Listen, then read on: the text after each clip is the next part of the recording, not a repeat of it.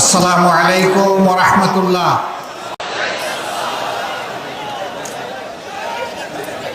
যশোরের মিষ্টিগুড়ের এলাকার মানুষ, মিষ্টি মানুষগুলো আপনারা কেমন আছেন?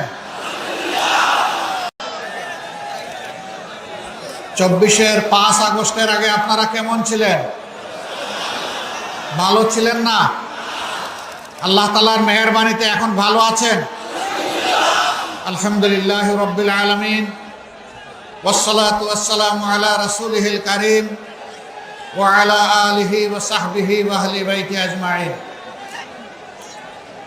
বাংলাদেশ জামাতে ইসলামী ঐতিহ্যবাহী যশোর জেলা শাখার উদ্যোগে আয়োজিত যশোর ঈদগাহ মাঠে আজকের এই বিশাল কর্মী সম্মেলনের সম্মানিত সভাপতি, বাংলাদেশ জামাতে ইসলামী যশোর জেলা শাখার সম্মানিত আমির জনাব অধ্যাপক গোলাম রসুল, বিশেষ অতিথি বাংলাদেশ জামাতে ইসলামীর কেন্দ্রীয় নির্বাহী পরিষদের সম্মানিত সদস্য জনাব মোবারক হুসাইন, কর্মপরিষদ সদস্য বিশিষ্ট আলেমে দ্বীন মুহাদ্দিস আব্দুল খালেক, মঞ্চে বসা আঞ্চলিক, স্থানীয় এবং জেলা নেতৃবৃন্দ, বন্ধু সংগঠনের ভাই ও বোনেরা, সহকর্মী বন্ধুগণ, সাংবাদিক ভাইয়েরা, আল্লাহ তাবারক তাআলার শুকরিয়া আদায় করছি। আল্লাহ তাআলা যারা ধৈর্যশীল তাদের জন্য সুসংবাদ দিয়ে বলেছেন, ইয়া আইয়ুহাল্লাযীনা আমানুস্তাঈনু বিস-সাবরি ওয়াস-সালাহ। নামাজ এবং সবরের মাধ্যমে আল্লাহ তাআলা তার সাহায্য কামনা করতে বলেছে। এরপরে বলেছেন এইরকম যারা করবে আমি তাদের সাথে আছি, ইন্নাল্লাহা মা'আস-সাবিরিন। আপনারা কি চান না যে আল্লাহ তাআলা আপনাদের সাথে থাকুন? তাহলে আশা করি এই ভাইদেরকে আপনারা আর কষ্ট দিবেন না। তারা তাদের পেশাগত দায়িত্ব পালন করছে। এর আড়ালে যারা পড়ে গেছেন, আল্লাহ তাআলার দরবারে দোয়া করি তারা যদি চামড়ার চোখ দিয়ে আমাকে নাও দেখতে পারে, আল্লাহ যেন দিলের চোখ তাদের খুলে দেন। প্রিয় সম্মানিত ভাইরা, আমি দুঃখ প্রকাশ করছি এত বড় কর্মী সম্মেলন যশোর জেলার ভাইদের নিয়ে হলো, কিন্তু আমরা আমাদের বোনদেরকে এই ধরনের আয়োজনে আমরা সম্পৃক্ত করতে পারলাম না। ভবিষ্যতে ইনশাআল্লাহ আমরা চেষ্টা করব। ভাইয়েরা যারা এসেছেন তারা মনের পকেটে নিজের খোরাক নিয়ে যাবেন এবং বোনদের জন্যও কিছু নিয়ে যাবেন, পরিবারের সবার জন্য নিয়ে যাবেন, সমাজের জন্য, আপনজন প্রিয়জনের জন্য নিয়ে যাবেন।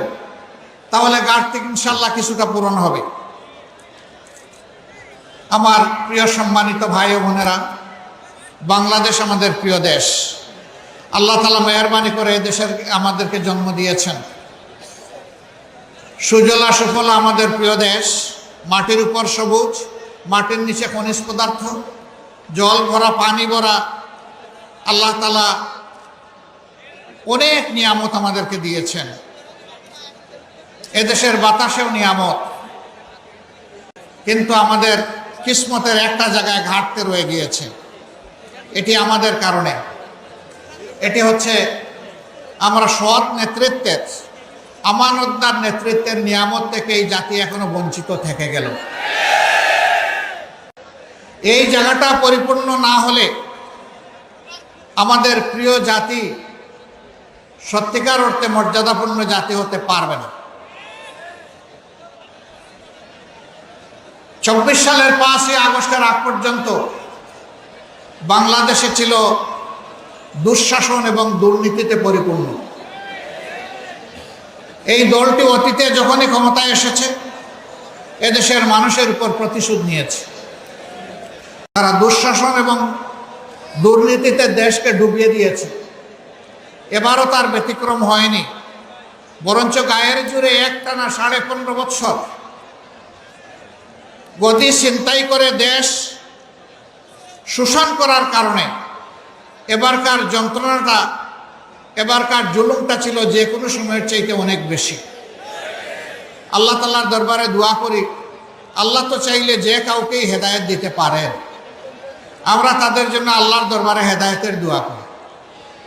নিজেদের জন্য আমরা আল্লাহর দরবারে কামিল হেদায়েত ভিক্ষা চাই।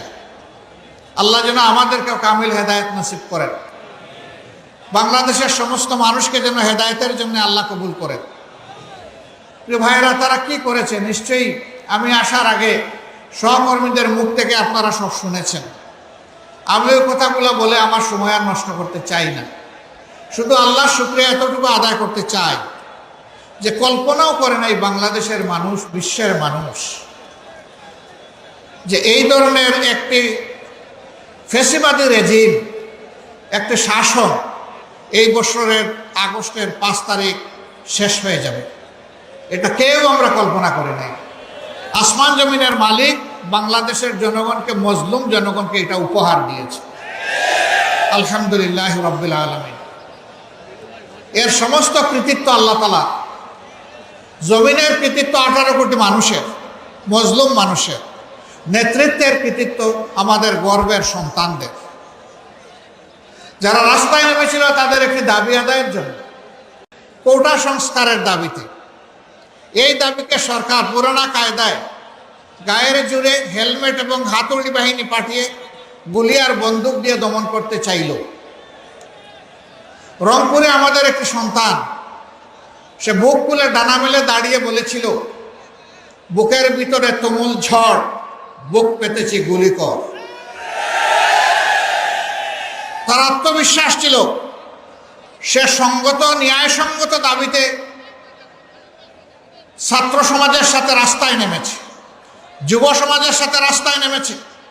তার দেশের পুলিশ তার বুকে গুলি করবে না, কিন্তু দুর্ভাগ্য, স্বৈর শাসকের নির্দেশে পুলিশ পরপর 3টি গুলি করে তাকে শেষ করে দিল। আল্লাহ তাআলার দরবারে দোয়া করি, আল্লাহ তাকে এবং তাদের এই দাবি আদায়ে জনগণকে মুক্তি দেওয়ার জন্য এই সংগ্রামে যারাই জীবন দিয়েছে, আল্লাহ তাদেরকে শহীদ হিসাবে কবুল করুন। তাদের পরিবারকে আল্লাহ তাআলা উত্তম ধৈর্য ধারণের তৌফিক দান করুন। যারা আহত হয়েছে, পঙ্গু হয়েছে, আল্লাহ তাআলা তাদের প্রশান্তির হাত বুলিয়ে দিন এবং সেই সাথে তাদেরকে সুস্থতার পূর্ণ নিয়ামত আল্লাহ তাআলা দান করুন। পরিশেষে যারা রাস্তায় নেমেছিলেন বুক পেতে, তাদের বীরত্বগাথার জন্য তাদের প্রতি গভীর কৃতজ্ঞতা জানাচ্ছি, অভিনন্দন জানাচ্ছি। প্রিয় ভাইয়েরা, নেতৃত্বের এই গৌরব আমাদের সন্তানদের শুধু নয়, আমাদেরও, কারণ তারা তো আমাদেরই সন্তান। বাবার জন্য সন্তান যখন কোনো কৃতিত্ব গৌরব বয়ে আনে, কার্যত এর সিংহভাগের অংশীদার হয় সেই বাবা মা। অতএব আমরা তাদের অভিভাবক হিসাবে আমরা খুবই গর্বিত। আল্লাহ তাআলার দরবারে দোয়া করি, আল্লাহ তাআলা যুগে যুগে প্রতিদিন যেন এই জাতির মধ্যে এই ধরনের বীর সন্তান পয়দা করেন, যারা জাতির পাহারাদার হিসেবে কাজ করবে। আমার সম্মানিত ভাইয়েরা, আমি যে মাঠটিতে আজকে দাঁড়িয়ে কথা বলছি, এই মাঠটি যশোর শহরের একটা পুরাতন মাঠ। যশোর জেলাটি ব্রিটিশ আমল থেকে একটা পুরাতন জেলা। এইটাকে কেন্দ্র করে পুরা দক্ষিণবঙ্গের এই অংশটা ছিল প্রশাসনিক এই জেলার আওতায়। কিন্তু আমি এর আগেও এই যশোর জেলায় এসেছি। এখানে যখন এই শহরে ঢুকে আমার যেন মনে হয় নূহ আলাইহিস সালামের বন্যার পানি এখানেও এসে লেগেছিল কিনা, কারণ এখানে কোনো উন্নয়ন ছোঁয়া নেই। একটা পুরাতন জেলা, তার তো চেহারা এতদিনে পাল্টে যাওয়ার কথা, কিন্তু জেলাটা অবহেলিত হয়ে আছে কেন? এটা কি বাংলাদেশের অংশ নয়? যশোর জেলা কি বাংলাদেশের উন্নয়নে কোনো অবদান নেই? যদি তাই হয়ে থাকে, তাহলে তারা কেন তাদের ন্যায্য অধিকারটা পাচ্ছেন না? এটা শুধু যশোরেরই বঞ্চনা নয়, তবে যশোর অন্যতম বঞ্চিত জেলা। এই ব্যাপারে আমার নির্দ্বিধায় বলতে কোনো সংকোচ নেই।